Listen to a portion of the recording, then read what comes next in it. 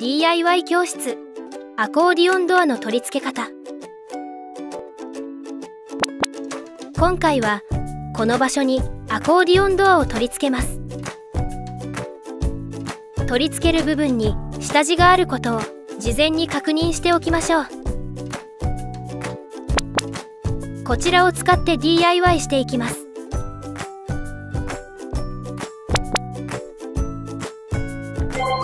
まずレールに本体のランナーを通します。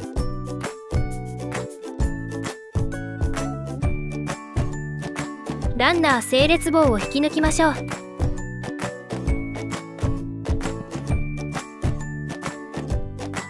これでドアの取り付け準備ができました。ドア本体を縛っている紐を外さずにレールを天井の取り付け位置に合わせます。取り付け作業は必ず2人以上で行いましょう。本体を持ち上げるように支えてもらいながら先にレールの中央側をビスで留め、次に両端の順で全てのビス穴に取り付けましょう。レールをしっかり取り付けたら本体の紐を外して広げます。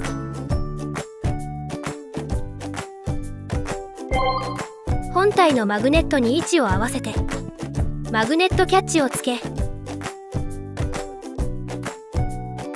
そのまま壁側に移動させて金具の位置に印をつけます。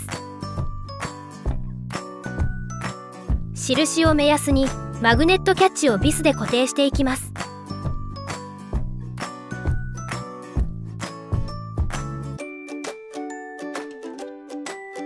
両側の壁面に取り付けていきましょう。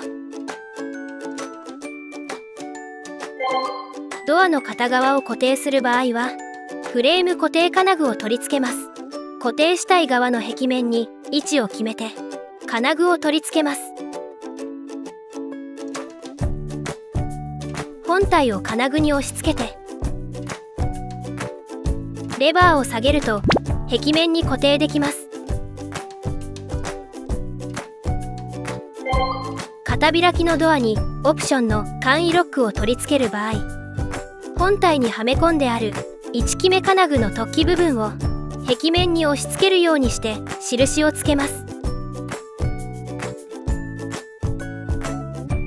印の位置に簡易ロックのストライクをビスで留めます。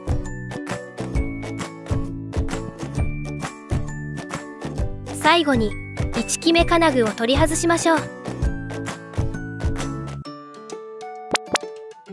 アコーディオンドアを閉じた後、つまみを下げると閉になり、施錠ボタンを押すとロック完了です。施錠ボタンを引っ張ってつまみを上げると解になり、ロックが解除されます。